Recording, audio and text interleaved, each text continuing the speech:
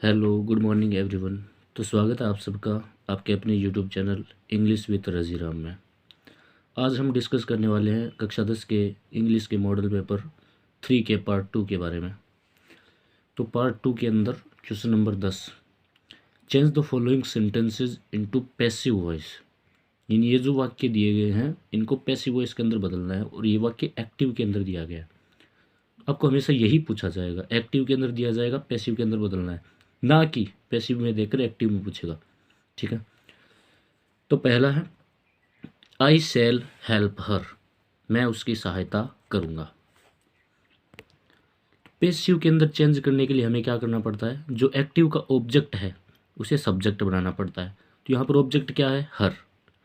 अब हर को सब्जेक्ट सीधा तो बना नहीं सकते क्योंकि ये प्रोनाउन खुद ऑब्जेक्टिव केस में है। आपको प्रोनाउन तो पता होगा ना, सी, हर, हर। तो ये जो हर है वो ऑब्जेक्टिव केस में है। अगर इसको सब्जेक्ट बनाना है तो इसका सब्जेक्टिव केस काम में लीजिए, तो सी। अब है सेल, विल, सेल या फिर कोई मॉडल हो, can, could, may, might, must. तो इनका सिंपल सा रूल है कि ये जो है वही आते हैं विल सेल को छोड़कर। बाकी अगर कैन है तो कैन का कैन ही आएगा और विल सेल थोड़ा सा चेंज हो जाएगा अब नए वाले सब्जेक्ट के अनुसार। यहाँ पे पहले सब्जेक्ट आई था तो इसके अनुसार सेल था क्योंकि आई और वी के साथ सेल आता है। अब है सी, तो सी के साथ हमें क्या लिखना पड़ेगा, विल, ना कि सेल, सी विल। तो विल, सेल या मॉडल, उसके बाद लगाते हैं हम बी। फिर वर्ब है उसकी थर्ड फॉर्म, तो वर्ब क्या है यहाँ पे, हेल्प। हेल्प की थर्ड फॉर्म क्या होगी, helped.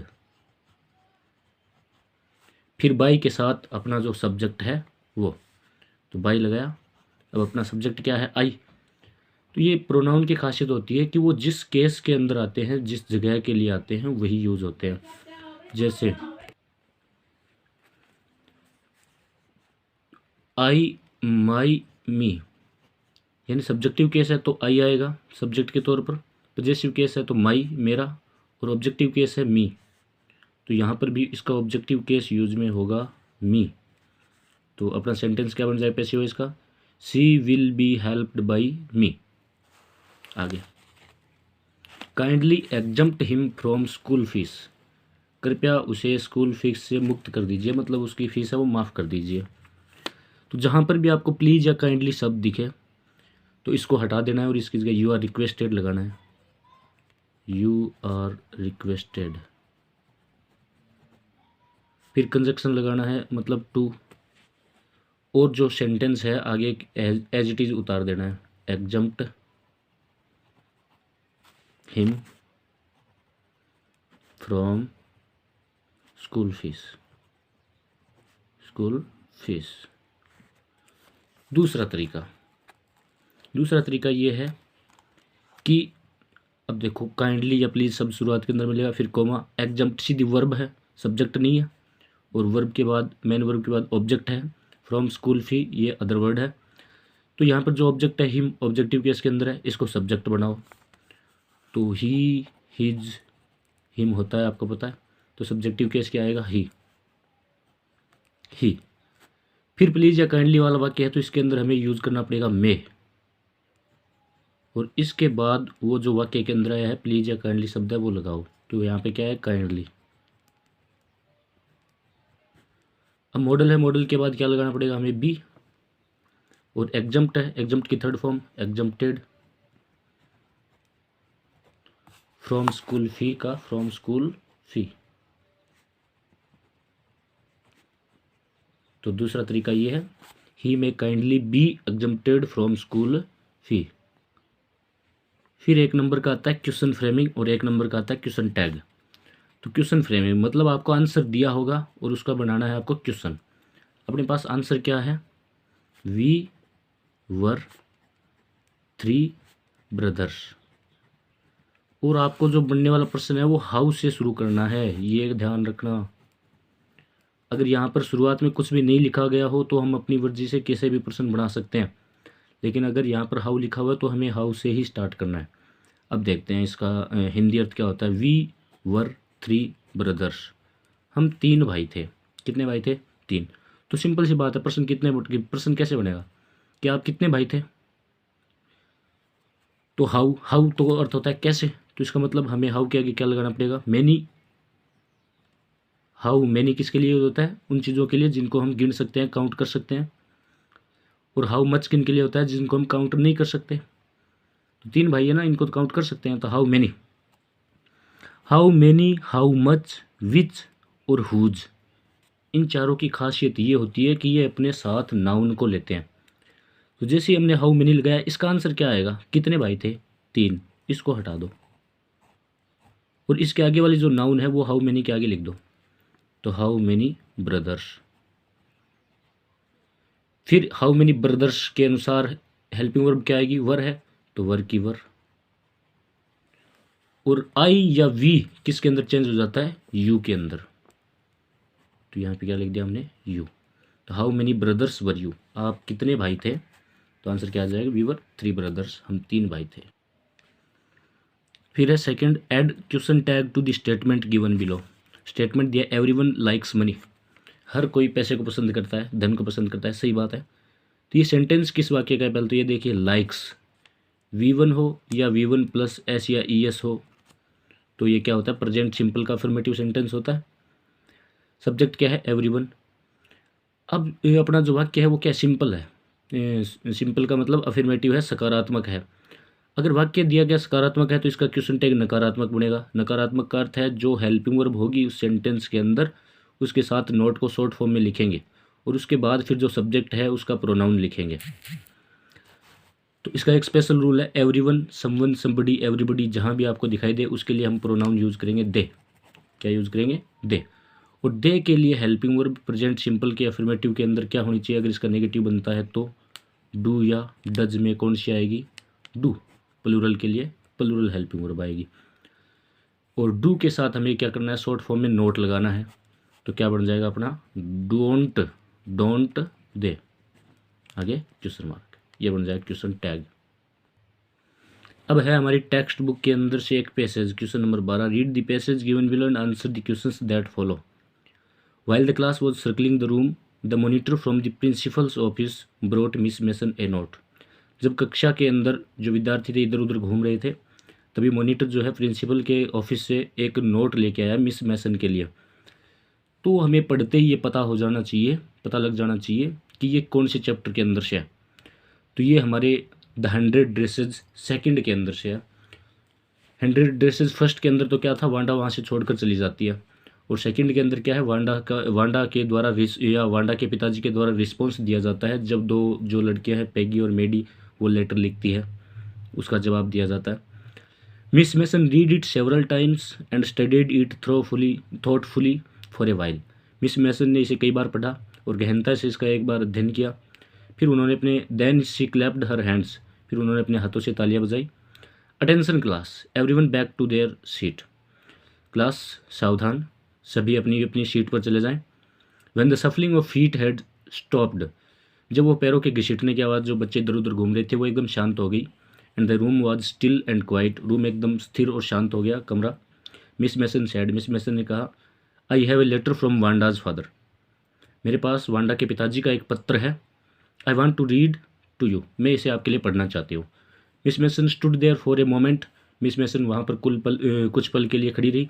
And silence in the room grew tense and expectant, और कमरे के अंदर जो शांति थी वो अब तनाव के अंदर और आशापूर्ण हो गई, अपेक्षा के अंदर बदल गई, यानी कुछ अच्छा होने की आशा। एक्सपेक्टेंट का अर्थ क्या होता है? आशा, कुछ अच्छा होने की आशा। वैसे एक्सपेक्टेंट का अर्थ प्रेग्नेंट भी होता है, लेकिन वो यहाँ पर नहीं होगा। The teacher adjusted her glasses slowly and deliberately, अध्यापिका मिस मैसन ने अपने चश्मा को धीरे से और जानबूझकर ठीक किया, एडजस्ट किया। अब इसको पढ़ने के बाद है प्रश्न। First, who bought the letter, पत्र को कौन लेके आया? तो पहली लाइन के अंदर है इसका answer, the monitor from the principal office brought Miss Mason a note. तो जो मॉनिटर था वही लेके आया। तो ऑप्शन ए में पियोन, बी में टीचर, सी में स्टूडेंट, डी में क्या है? मॉनिटर। तो ये अपना आंसर हो जाएगा monitor. Who has written the letter, ये पत्र किसने लिखा था? तो आपको मिस मैसन ने बताया होगा कि ये किसका पत्र है। मिस मैसन ने क्या बताया था कि I have a letter from Wanda's father, तो वांडा के पिता ने लिखा था। पेगी ने नहीं लिखा, मेडी ने नहीं लिखा, वांडा के पिता ने लिखा था, option number C. What did Miss Mason do with the letter, Miss Mason ने लेटर के साथ क्या किया? तो Miss Mason read the letter, it को हटा देंगे, इसकी जगह द लेटर लिख देंगे। Several times and studied it, अब की बार इट लगा सकते हैं क्योंकि यहाँ पे हमने लेटर लिख दिया, लेटर के लिए it. Thoughtfully for a while, तो ये अपना आंसर हो जाएगा। मिस मेसन ने इसे कई बार पढ़ा और गहनता से इसका अध्ययन किया कुछ क्षण के लिए।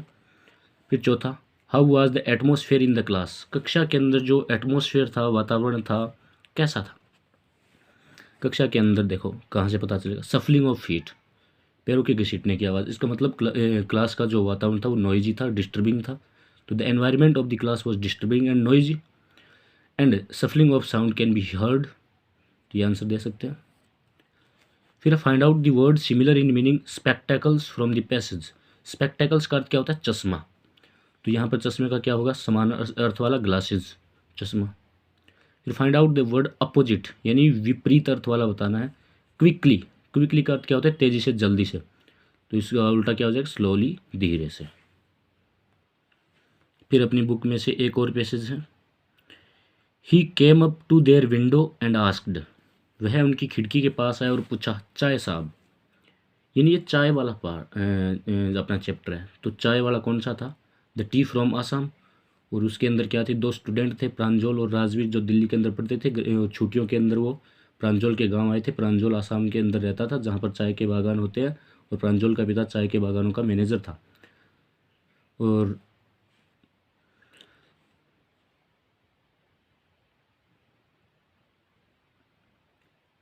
चलो शुरू करते हैं। He came up to their window हो गया। Give us 2 cups, Pranjal said, Pranjal ने कहा 2 कप दे दो। They sip the steaming hot liquid, उन्होंने इस भाप निकलते हुए गर्म द्रव्य की घूंट मारी।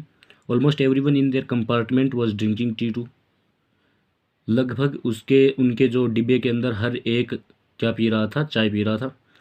Do you know that over 80 crore cups of tea are drunk every day throughout the world, Rajveer sad, Rajveer ने कहा, क्या तुम्हें पता है पूरे संसार में एक दिन के अंदर 80 करोड़ से भी ज़्यादा चाय के कप पिए जाते हैं। वाओ, एक्सक्लेम्ड प्रांजल, प्रांजल थोड़ा आश्चर्य के साथ चिल्लाया। T really is very popular, चाय वास्तव में बहुत प्रसिद्ध है। The train pulled out of the station, अब है वो गाड़ी स्टेशन से निकल चुकी थी, चल चुकी थी। Pranjal buried his nose in his detective book again, Pranjal ने दोबारा अपनी नाक उस जासूसी वाली किताब के अंदर गाड़ दी। Rajveer too was an ardent fan of detective stories, Rajveer खुद भी जासूसी कहानियों का एर्डेंट फैन था, मतलब डाई हार्ड फैन था, बहुत ही तकड़ा फैन था, प्रशंसक था।